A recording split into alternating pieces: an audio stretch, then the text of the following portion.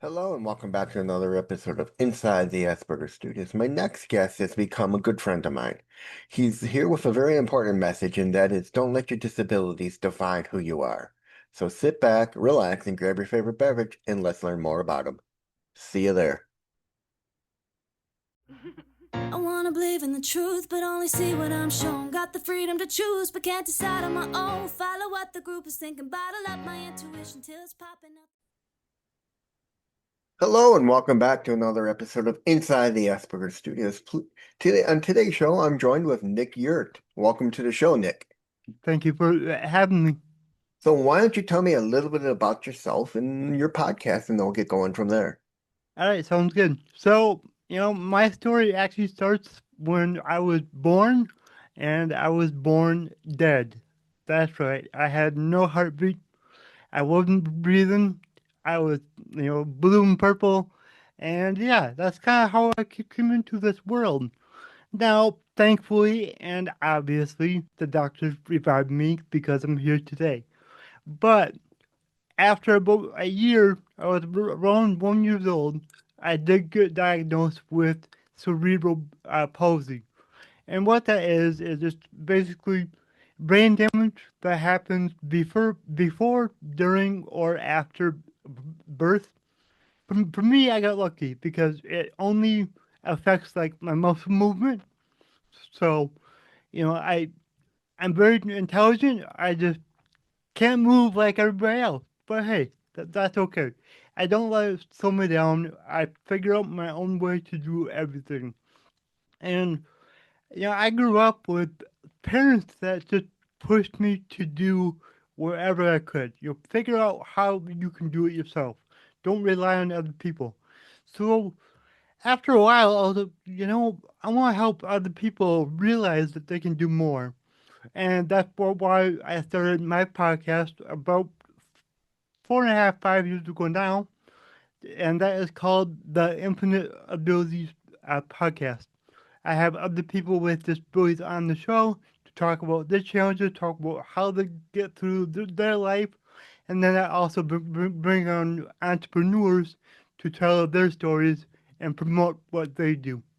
So yeah, I mean, growing up with cerebral palsy, what were some of your early challenges you faced, and how did they shape your outlook of life now? I mean honestly, the earliest one was the doctors told my mom that I would never walk, I might not talk, I would be reliant on somebody else my whole life. So the first challenge was walking. I did start talking, but walking was the biggest challenge when I was a little kid.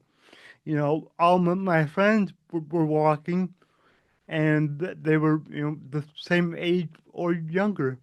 So I had to learn how to walk, and I remember. Well, I remember my parents telling me the story. When I was like 4 years old, my dad looked at me and he was like, Nick, do you want to learn how to walk on your own? And I was like, yeah, of course I do. So for the next year, my parents helped me get the strength in my legs and learn how to balance. And about a year later, I was able to walk on my own. That's great. Now, what was the turning point when you decided to rewrite your narrative around your disability for yourself? Hmm. You know, I, I, I guess for me, I don't know, because I didn't really ever let limit what I could do until I got older. I feel like when I got older is when it started to limit me, and it wasn't because of like it physically limited me. Like that's Hmm. normal for me. I grew up with it, it's just how it is.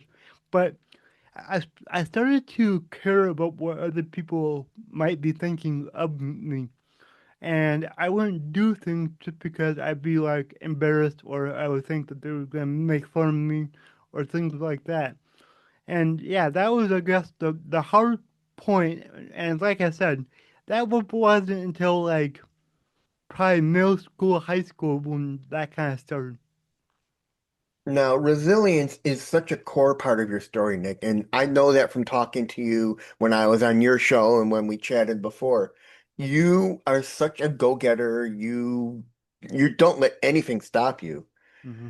What does it mean to you personally? To me, it just like I want to empower other people to be like me. If you have the right mindset, it doesn't matter what you're going through in life, you can improve your circumstances. I know that for a fact. There's nothing that you can't improve. So, for there's a lot of people out there, and they either have a disability or have something, and they play the poor me game. Yeah. I don't like that, and I wish people would just stop that because they're not helping themselves at all. All they're doing is hurting themselves. Hmm. This isn't even about the people around them. This is about them. So stop being like, poor me. Why is this happening to me? Why am I like this? And start using it to your advantage.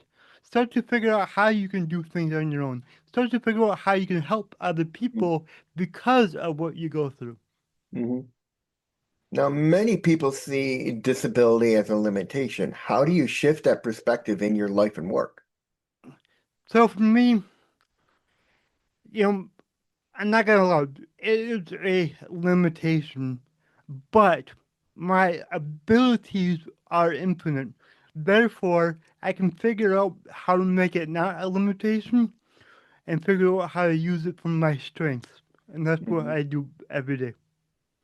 Now, can you share a moment where you felt you weren't just breaking a barrier for yourself, but also opening doors for others? Oh man, that was awesome. I remember it was within the first year that I started my business and I started to make videos for social media. And I had this one video. I think it was just me walking, and there were so many people that commented on the one video, and they were just like, "You were incredible. You have inspired me to do more." Like I remember there was one comment of a guy that had, I think he had cerebral palsy like me, and he said, I used to walk and then I quit walking. I haven't walked in years, but now I'm gonna try again. And later on, I did find out that he did end up walking again. So that was awesome. Now, let's jump from the podcast and everything to your entrepreneur leap. What inspired you to start Nick Yert LLC, and what was the biggest leap of faith you had to take? Oh, so what inspired me to start that was, I had had a job since I was 14, 15 years old. And my first job was okay. Second job, I worked from my dad. We had our own garbage company, so I did that for 10 years. After, unfortunately, my dad passed away in 2019. During that time that he was sick, we sold the business because we knew we couldn't keep it going without him. After that, I went and found another job doing the same thing. It was good, but I felt like something was missing. Like I felt like I lost my purpose because before that, I thought I was just gonna take over my dad's business and live a good life doing that. Well, that wasn't the case anymore. So I started to think like, okay, I don't want to rely on somebody else for my income my whole life. Like because a job can be taken at any minute. Like you're never guaranteed. So that's kind of why I started my business, and when I got started, I was just gonna invest in real estate, which I love real estate. Still gonna do that, but I really wanted to help people more than just having apartments. That is helpful, but I wanted to really impact the world, and that's why I became a coach. I got certified as a business coach. I started to learn how to speak on stages. I started to learn how to podcast. all of that because I want my message to reach the world. I want to be out there Hmm. inspiring others to do more for themselves. So that's really why I do this. It's simply to help others. I mean, you and I both share the same messages that you can't let you can't let your disability stop you from doing something you want to do. Exactly. I mean, and one of the most important aspects is you got to step out of your comfort zones. I know you're dealing with your disability, you're dealing with the world. You don't want all this negative, you don't want people to see you, but the problem is, and you and I both went through this in different times. You lost your father, I lost my father. Hmm. You lost yours in 2019, I lost mine in 2017, and I'm sure as you know, growing up, we thought our parents were invincible. Hmm. Yep. That's for And sure. all of a sudden you lose them, and then it's just like, what do I do? How Hmm. am I going to make ends meet? And then you start to struggle. Yep. I mean, thank Exactly. God. Yeah, I mean, you have your mother, I'm pretty sure, and you're Yep. right. I Yep. have mine, and we got family. But people don't realize when you have a disability, it's not as easy as the rest of the world makes it seem. No. You have a lot more going against you, so Hmm. you got to make your own. Yeah, and it's hard to get a job when there's certain things that either you are unable to do or just simply you shouldn't because it's not safe. You know, I come Yeah. into a situation like that all the time where I do things that I probably shouldn't because it's not safe for me to do it, but Mhm. I get it done anyways. You know.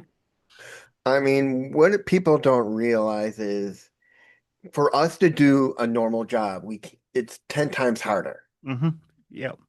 I mean, with you, with your cerebral palsy and your muscle weakness, it's 10 times harder. You can't lift, you can't walk as much. Mm-hmm. Me with my autism is I have trouble knowing what's right and wrong to say, and I wind up saying the wrong thing to somebody. And Yep. next thing you know, you're fired. Mm-hmm. Exactly.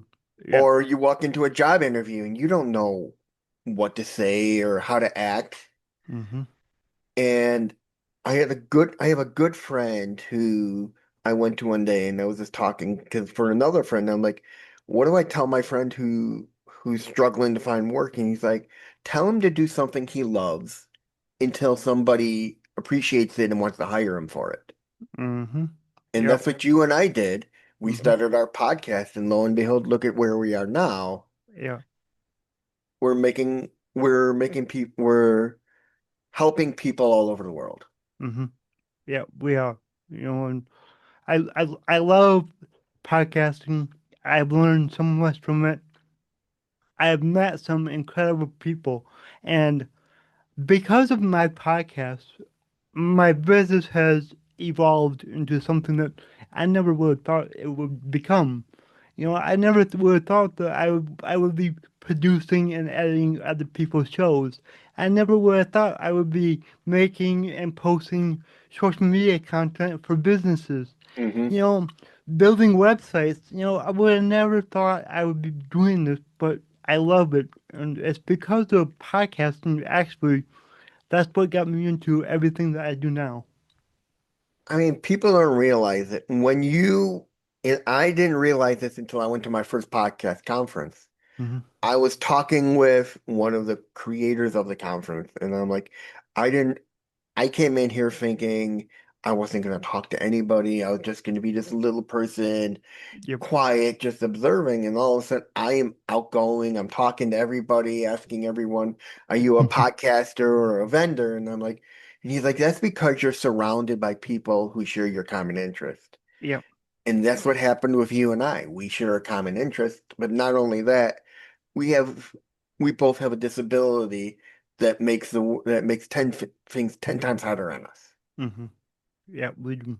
But we push through no matter what. Yeah. Now, with that in mind, you have over 200 episodes of the Infinite Abilities podcast. What conversations have stuck with you the most? Ooh, you know, it's usually the fun ones. Like me and you just did one not long ago, and Yeah. that was a fun conversation. Like I just like it when my guests can actually have a conversation because Hmm. I don't like to have an interview. I don't want to have like 20 questions or 30 questions like some people do.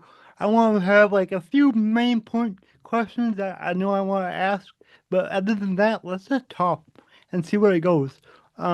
One of my podcasting clients, me and her did a podcast probably 3 or 4 months ago now, and there was a point where I think we both were laughing uncontrollably for like 3 minutes straight because we were just having a good time.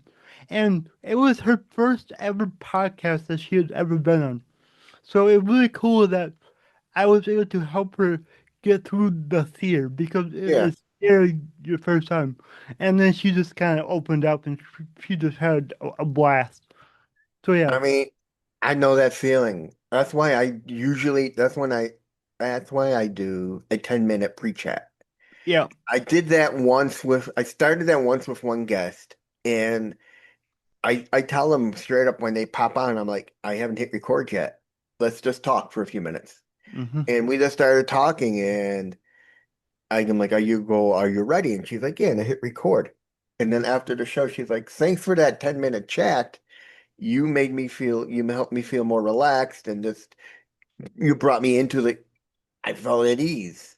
yep, I've had, and I've had people say, you make me feel like I can be myself when I talk to mm-hmm, you.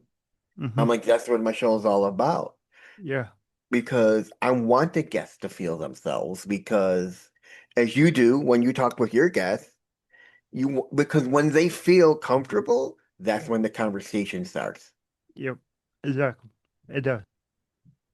And when you're scared and nervous, it's hard, especially when you start shooting questions at them. Boom, boom, boom, boom.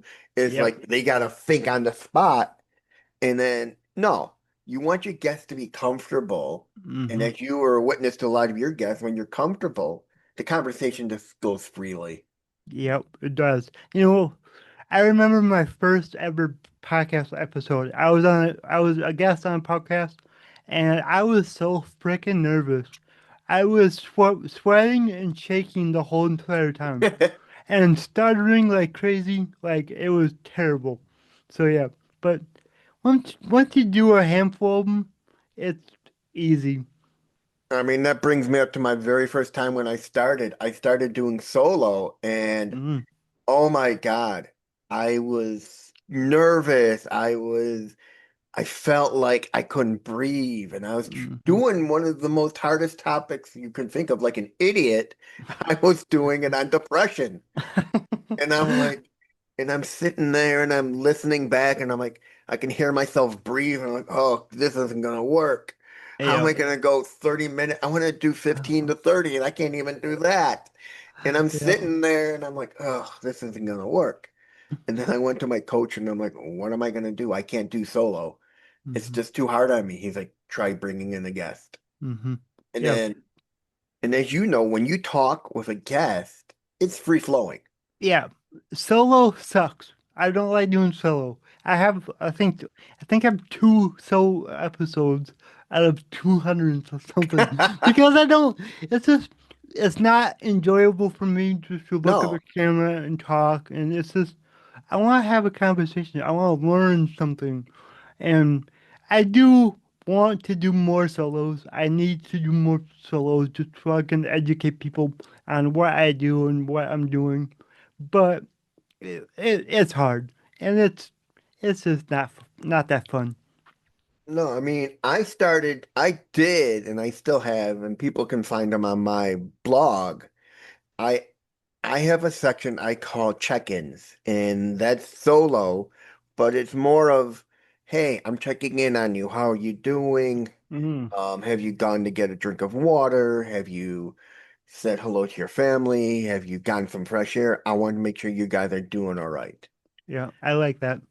And then the only solos I do in my main shows are like during the holidays, Hmm. just to check into everyone out there. And I say, hey, I want to make sure you're all doing all right. It's the holiday. I want to make sure you're safe, that you're with your family, and they have a happy holiday. And make sure that you know you're not alone out there. Yep, yeah, I think that's really cool.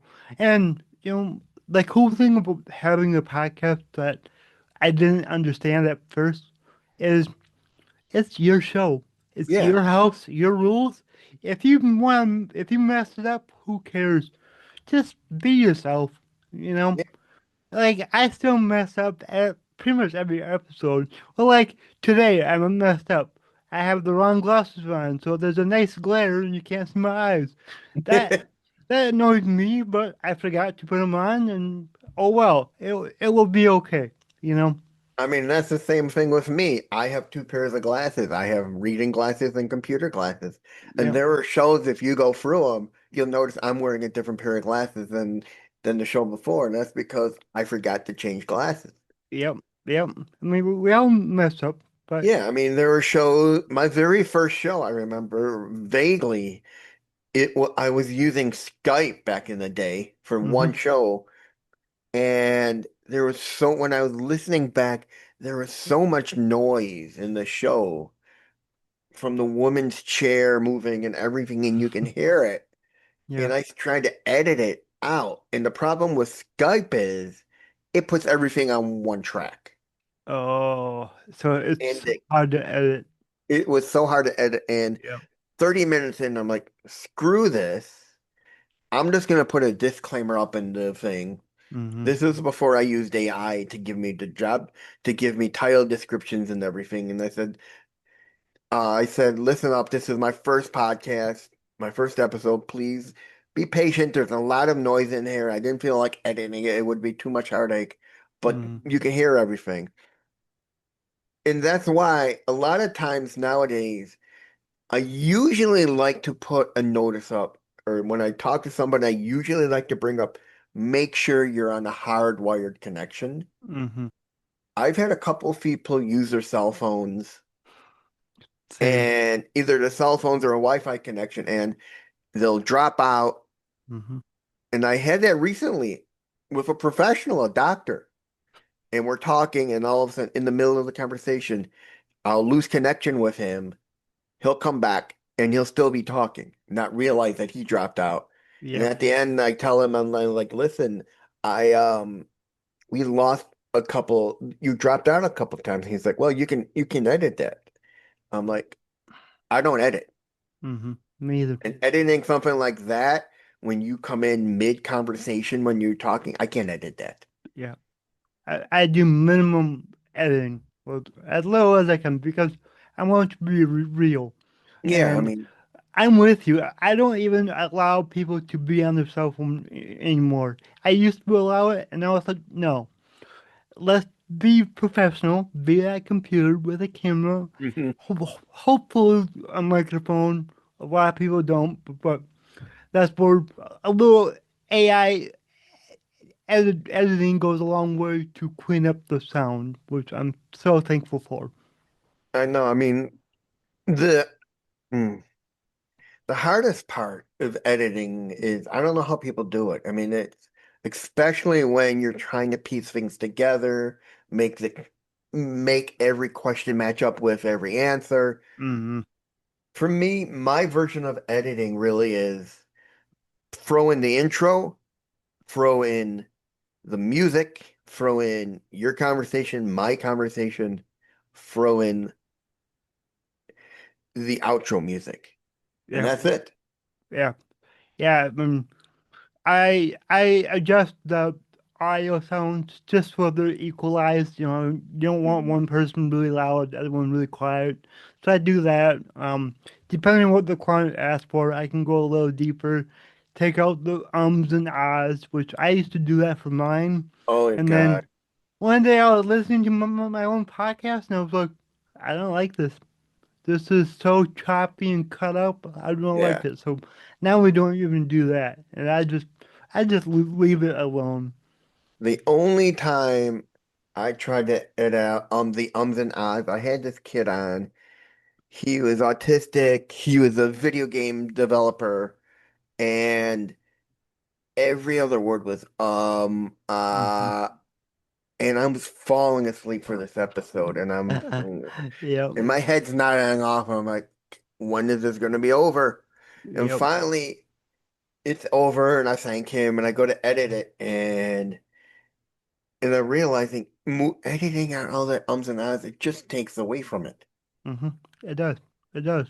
Even even when it's like you say, it's like overkill.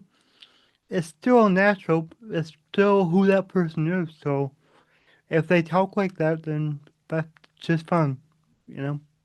Yeah, I mean, and then then there are those who say don't edit out the breaths and everything because the person will sound more robotic. Mm-hmm. Yep. I used to clean all that stuff up. Now I Yeah. just leave it. Yeah. And it's easier, and people like it more. Like for the people listening, if you're like listening to us and you're like, yeah, whatever, you should edit more. Go listen to the top podcasts in the world, like Joe Rogan. They don't edit that stuff out. His podcast is raw. You know, they do fancy stuff like put stuff on the screen and whatnot, but that's it.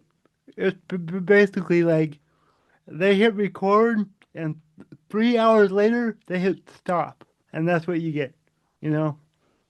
One of my, I had a really amazing guest, and he's a record producer who interviews those who help out in the autism industry, even though he's not even tied to he has nothing tying him to it. Hmm. And he records the minute the person pops on. Yeah, I think you were talking to me Yeah, we about talked this. about that Yeah. last time, and that's an interesting concept because Hmm. you catch everything, and then you decide what to edit out. Hmm. Yep. Yep. The only thing that I don't like about it because, well, then you have more editing that you have to do. Yeah, You yeah. know. Yeah, I agree on you because then that means you got to figure out where the show actually starts Yep. and then what you want to use for like a lead in Yep. or a teaser. Yep. But my philosophy, especially when you're, people like us, where we don't have millions of people watching our podcast, is let's make it as easy and quick as we can because we're not making a whole lot of money doing this. No. So let's get this done, make it good, but make it easy, so then we can do stuff that actually makes us money. You know. Yeah, I mean, people, you're right. And everyone you're listening, I want you to understand something. What we're doing is not making us a boatload of money. We're not like your top podcaster like Joe Rogan, Mm-hmm. like Nick said. We're just some small guy doing what we do because we like it. You look through every single podcast out there. They're not making mucho bucks No. unless they're doing things like I knew this one guy, he would do podcasts via on YouTube and he would use like super chat and stuff and people would pay for that. That's how Mm-hmm. he was making his money. But you guys got to realize 90% of those people besides me and Nick who are podcasting have a day job. Mm-hmm. Podcasting is just a hobby to them. Hmm. To me and Nick, it's our livelihood at this point. Yeah. Yeah. Yeah. I mean, my business is based off my podcast. You know, half my clients have been a guest on my show before they became a client. You know, it's like it's a great way to network and meet people and Yeah. find people that can help you in life. It's just awesome. One of the great, I mean, I'm pretty sure you agree with this. One of the greatest benefits of podcasting is for people like you and I, it helps with socialization. Oh yeah, that's for sure. If we didn't podcast, we would have trouble socializing with other people. And I'm pretty sure, I mean, you said your guests have become clients. Hmm. My guests have become my friends. Hmm. A lot of the people I've had on my show turn out to say, "Hey, I would love to keep in contact with you Same and here. do more. I would Yep. love to come back on your show." Hmm. Yep. And when you hear that, especially to you and I, that's like a big smile across our face. That means we did our Oh yeah. job right. Yep, exactly. And that it really does help you socialize with others. Like for me, I used to stutter all the time, like constantly. And then now it is rare. And I have like little ones here and there, but it's so rare now. And that's all in the last, 3, 4 years. That's it, you know? Hmm. I mean, podcasting has blown up since today. I mean, since the days of wonder. I mean, everybody and their mother is podcasting, and you have every topic under the sun. Hmm. Yeah, you do. But most podcasters, they give up. They give up. Most of them that start, I think it's like, what is it, like 90% of podcasters don't get to episode 100, something like that. I It's mean, that's like, so true. When I started podcasting, I was looking up autism podcasts, hmm, and there were ones that only gone like 15 episodes, and then that was it. hmm, And yep, then there are some like me who are keep doing what they're doing.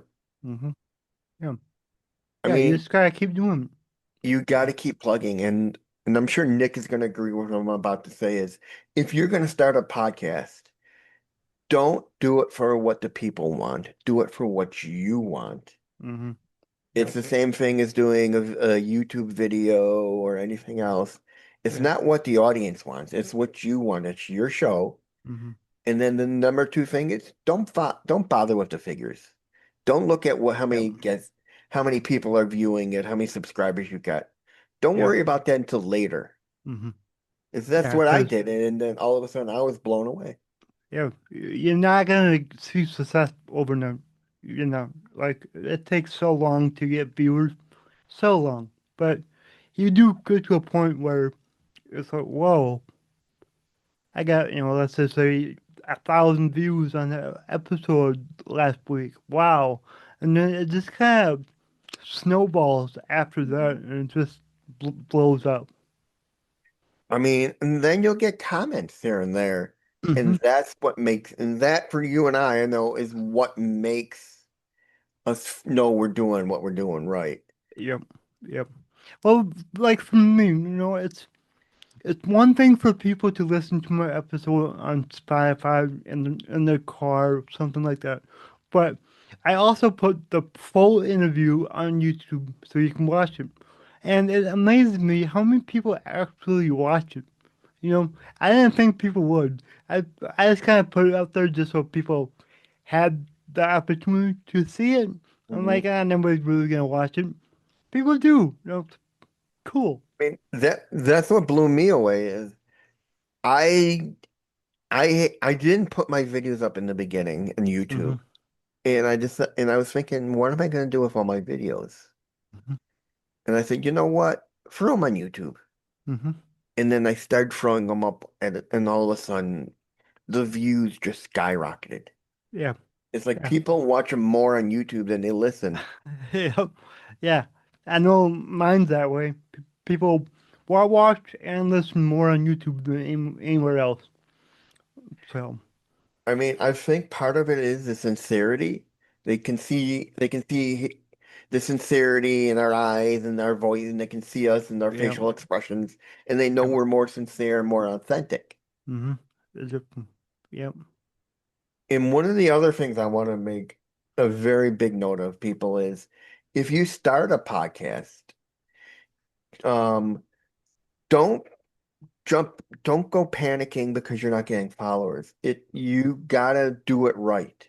Mm-hmm. You have to have a following first for people to come over. That's how some of the bigger ones have gotten their numbers. Yeah, They come over from somewhere else. that's what I did, and I I don't even promote my podcast that much on social media. I'll put up short form clips from it, but I don't even like have a call to action like, "Hey, click the link to see the full episode." I just kind of throw them up there. If people are interested, they know where to go. That's kind of how I do it.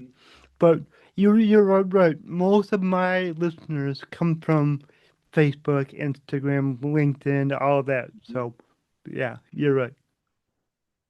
And most of my listeners have come over from my socials as well, Hmm.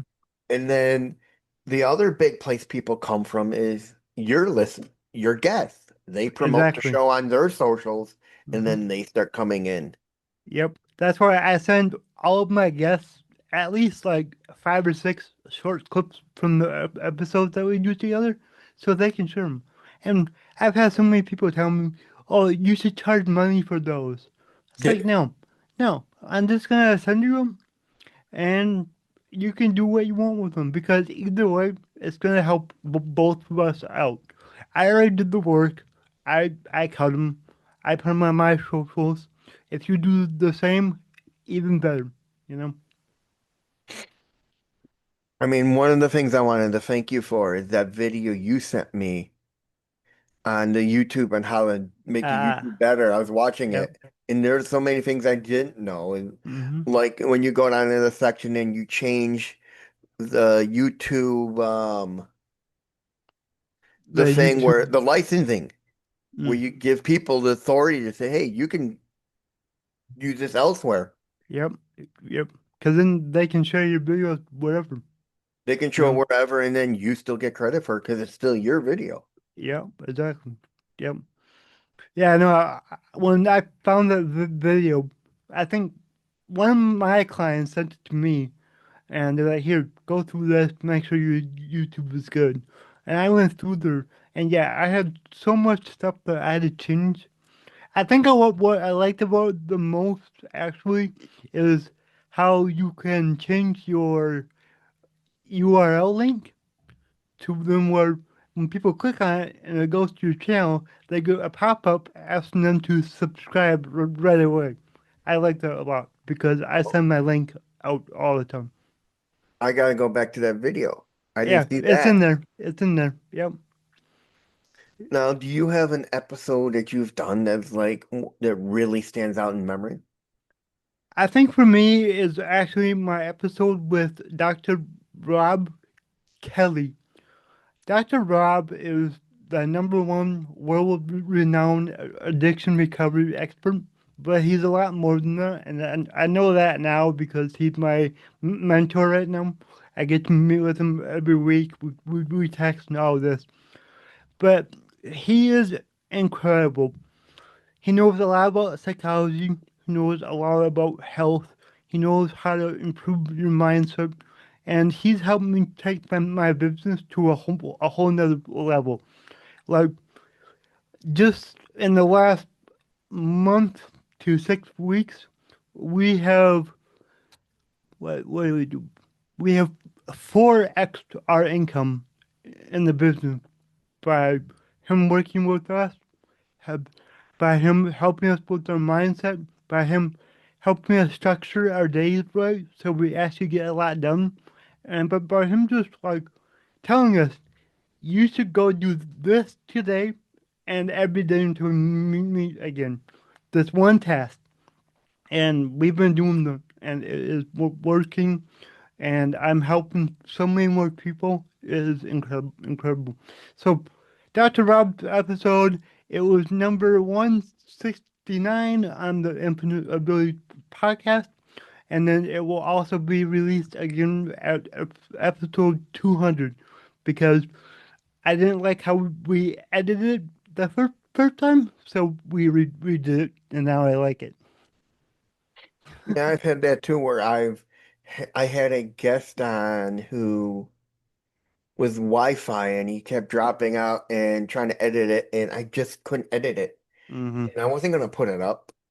And so Yeah. I emailed him and I said, hey, can we redo this episode because it was just too hard to edit out with too many dropouts and everything, and can you make sure you're hardwired? He's Yeah. like, yeah, sure. Well, Now, go on. it's kind of fun because Dr. Rob, he's a professional. He has his own podcast and everything. But that day that we recorded, I kind of messed up on my part because usually when people hop on with the software I use, I can see if they're using an external microphone or like the computer mic.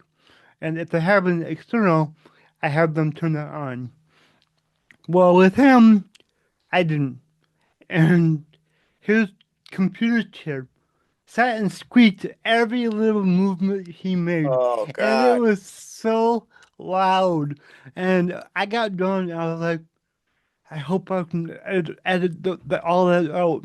And we actually got out about 95% of the computer noise from that video. So yeah, I mean, but yeah, that's my favorite episode. It was incredible. I learned so much from him on that episode, and yeah, he's just incredible. Now, is there been an episode where you just said to yourself, "This, I don't want to put this up." It was just not. It just didn't feel right. Yep, there is one episode that I just got done recording and I hit delete. And then there was another one that I was doing, and I tell my guests, in the pre-call and right before we record sometimes, remember, this is a conversation, so don't sit and talk for 5, 6 minutes straight. Like, let's have back and forth conversation. And there was this one guest where he just kept talking. I actually got up and walked away.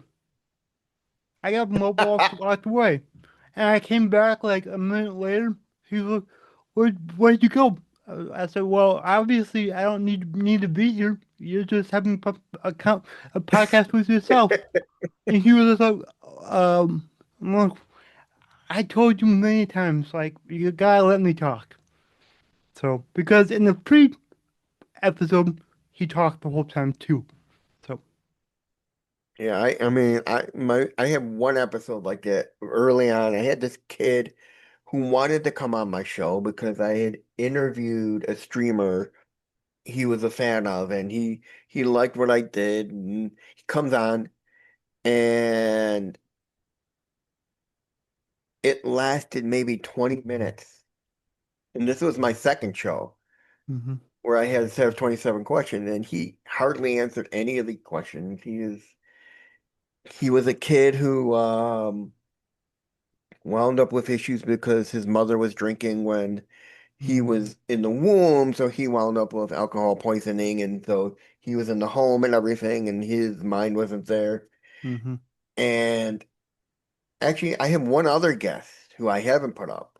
She, oh my God, she was a sweet woman, but she's sitting there holding her books, and she kept all through the conversation, she kept shuffling her little like book she wrote. mm And I'm hmm thinking, why are you pushing your books constantly to my guest? Yeah, The show isn't about your books, it's about you. yeah, exactly. Yep, If I'm going to yeah, talk about your books, I'm bring them up. But yep, you don't have to bring them up constantly to show them. And I said to myself, no, this is a poor conversation. yep. That reminds me. So I was a guest on a show, and my host was sitting there texting during our conversation. Ugh. I'm like, are you serious? Like, put the phone down. Let's talk and get this over with because now I don't even want to be here. You know? Yeah. I mean, I mean, I had the weirdest one. It was supposed to be a Halloween episode of my other show. Mm-hmm. And there was these two girls who are into the paranormal and spirituality, and they had their own podcast and stuff. First time around, I had to cancel because I had to take my dog to the vet. Mm-hmm. Second time around, they had technical issues. Mm-hmm. Third time around, they had more technical issues. Didn't get an email from them till the second day with an apology saying we were too embarrassed to say anything to you that night. We are really sorry. We both have a lot of going on at home. We've put our podcast in the back burner and everything else. We wish you the best on your show. Well, wow. Well, just for the record, I did reschedule on you twice. But Well, no, I was so sick. Like I rescheduled the first day and I made a note that I was sick for you. And then I was hoping that would be good the second day, but it was just like, nope, I can't do it. No, I mean you rescheduling, you at least gave me a heads up on it. Oh yeah, yeah, yeah, I've had guests cancel a show or not even cancel the show. yeah. I will go live. Their like AI thing will come on live. You know, the note Mhm. taker will come on. Yeah. They'll never show up. Hmm. And I'll be sitting there. I'm like, okay, I'll wait for you. I'll wait. I'll give you the 15, 20, 30 minute wait period. Nothing. Yep. I bet you over the last, since I started the podcast, I bet you I've had 50 people not show up. It's I like hate that. I mean, I that's one of, I could have almost 300 episodes, but by now if they would have just showed up. yeah, same here. And they'll show up. I won't get an email. And these are professionals, not just everyday people. Yep. And I had this one woman reschedule 3 different times, not show up 3 different times. And then I Well, reached out to her. I mean, I'm polite about my emails. I'm like, hmm hey, I really want you on my show. I don't want to have to blacklist you or anything, but can we reschedule? And she's like, thanks for following back. But I have a lot going on right now in my life, and when the things are better, I'll reschedule. But then I have people who cancel or don't show and never send me an email apologizing. Yep. And that's why when I post on the groups, the Facebook groups, I say, please, if you're gonna cancel, send me either a 24-hour notice hmm or a notice of that day. Let Yeah. me know, otherwise you get marked. Yep. And I usually give them a three mark. And if you don't come on, if you screw me the third time around, that's when I just blacklist you from the show and I don't bother chasing after you anymore. Yep. Yep. No, I know how it is, and my clients I produced their podcast for them. You know, we give them a calendar link so they can send it to their guests and they can book it and all that. And in the disclaimer, it tells the guests like, make sure if you're not gonna make it, we get at least a 24-hour notice because the producer, aka me, will will charge the client $50 if it's less than 24 hours.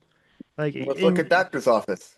yeah, exactly. Like, and you know, I have had my clients where they have a guest that canceled last minute and under the 24-hour mark.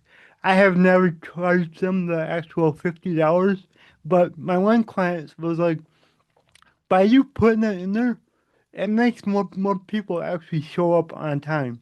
I said, yeah, isn't that nice? So yeah. I mean, people don't get it. Mm. This is our livelihood. Yep. I understand you're a professional and you got things going on in your life.